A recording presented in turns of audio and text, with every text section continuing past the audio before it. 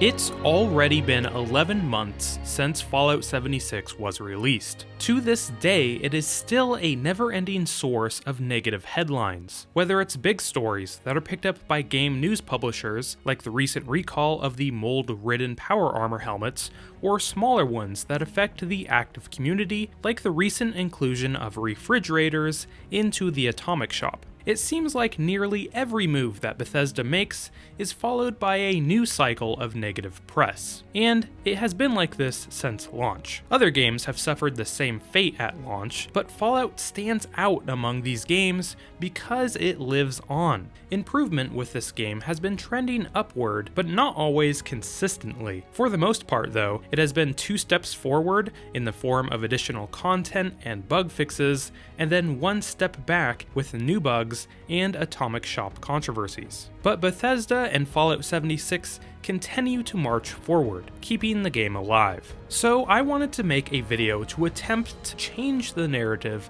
of Fallout 76 from people perceiving it as a failed game to people recognizing its progress over the last year and the fact that it has an optimistic trajectory with its brightest point still in front of it. So here are some of the biggest improvements to Fallout 76 over the last 11 months and some of my thoughts on the upcoming free DLC, Wastelanders.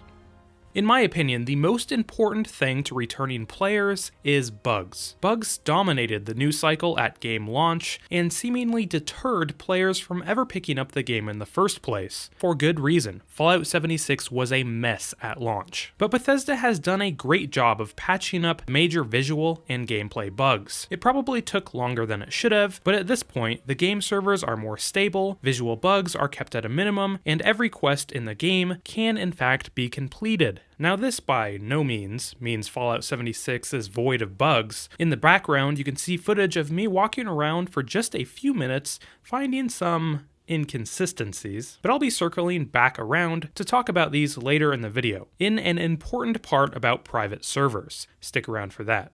So now let's talk about Nuclear Winter. When it was released earlier in the summer, it was met with positive reviews. Also at release, there was a free week promotion going on, allowing everyone to play the whole Fallout 76 experience for free. This undoubtedly was a high point in the game's life, but in my opinion, there were a few important problems. First is that in the following months after Nuclear Winter's release, Bethesda seemed to focus heavily on the mode when updating the game. There would be huge improvements to balance, along with bug fixes, but the base game during this time was still a mess, and for a period of a few months, it was relatively untouched. While some of these improvements were definitely needed for the mode, the main adventure mode community was starting to be stretched thin by the lack of updates. They had to rely on the previously released Wild Appalachia to sustain the community throughout the summer. Also, on a personal note, this video isn't a critique of Nuclear Winter, but I didn't find Nuclear Winter all that interesting. It was fun for a few rounds and a pleasant distraction from the main game, but in my opinion, the biggest appeal of Battle Royale games is the prospect of improving. The reason you want to play game after game after game is because each game you play, you believe you're getting better. And while I believe you can definitely get better in Nuclear Winter, the skill ceiling in this game mode I believe to be pretty low. As long as you're a competent first-person shooter player, in about 10 games, you would probably be just as competitive as the best players playing the game. Now, some people may call this easy to pick up and hard to master. It does supplement this by having you improve with perk cards and other bonuses, but this can be jarring for new players picking up the game for the first time. Playing Nuclear Winter has always been fun for me, but in my opinion, Nuclear Winter wasn't worth missing out on an entire expansion of the main game content. Next is one of the most important day-to-day improvements added to Fallout 76. That's the player vending system. This new update is something returning players will immediately notice, and I believe it has affected the game positively in more ways than anyone could have predicted. Probably the second biggest thing that people criticized the game for was the lack of life in Fallout 76's world. The removal of NPCs from the game, we know now, to be a bad idea, and a true step away from the game being a true Fallout experience. With an update that came with Wild Appalachia, they took a few steps to fix this problem. Player vending allows you to sell your unwanted weapons, blueprints, ammo, and anything else you find in the world at a kiosk inside of your camp. On the map, if you have a kiosk, the location of your camp will be displayed, allowing anyone to fast travel there just like any other marked location. So this update brought all these new features, which was a huge addition in itself. But while visiting someone else's camp in order to trade, it also gives you a great opportunity to check out some of the creative camp builds around Appalachia. Some focused on luxurious living, while others really try to give you a great shopping experience to encourage you to spend more caps at their vendor.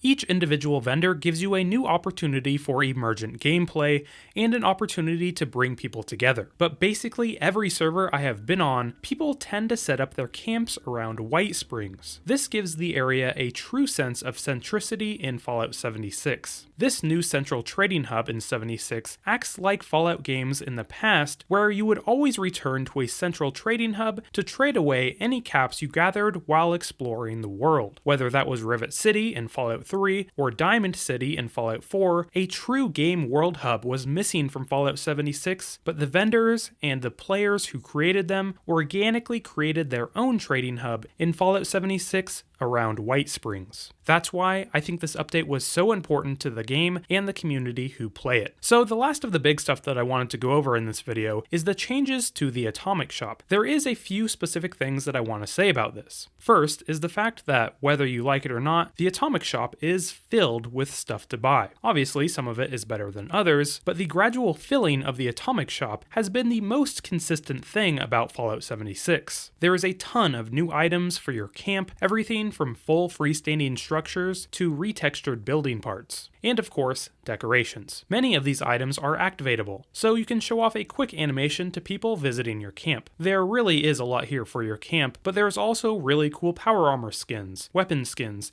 and backpacks. This sounds like a good thing, right? Well, in some ways it is. For the people buying this stuff, there is a lot of new customization available. But for the people who aren't buying this stuff, me included, I can't help but feel like the main game is missing out on some of this new content. It might be different if I could throw a few dollars at the game and get basically everything that I wanted, but as of right now, everything in the Atomic Shop is, in my opinion, grossly overpriced. Power armor skins can regularly go for around $20, and you can almost always find what they call sales in the form of large bundles that can go for higher than expected prices. The high prices, combined with the addition of repair and scrap packs, along with the before mentioned refrigerator, I can't help but feel like the Atomic Shop is just a place to avoid entirely, despite the wide selection of goods.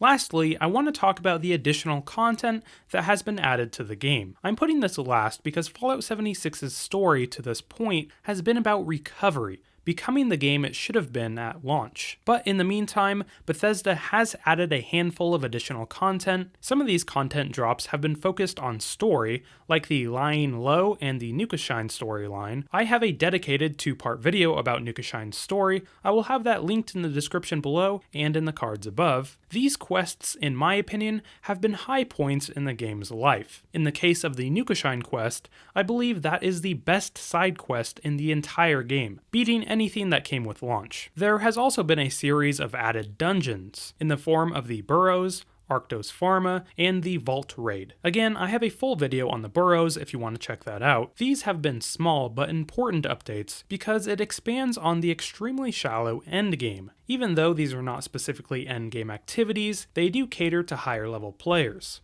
There is still more stuff I want to mention in this video, like several of the new events and the backpack quest line, but I feel like at this point, you get the picture. Fallout 76 is still not perfect. In fact, I would still call Fallout 76 a beta, but hopefully, come November, Wastelanders can bring Fallout 76 up to become the game it should have been at release.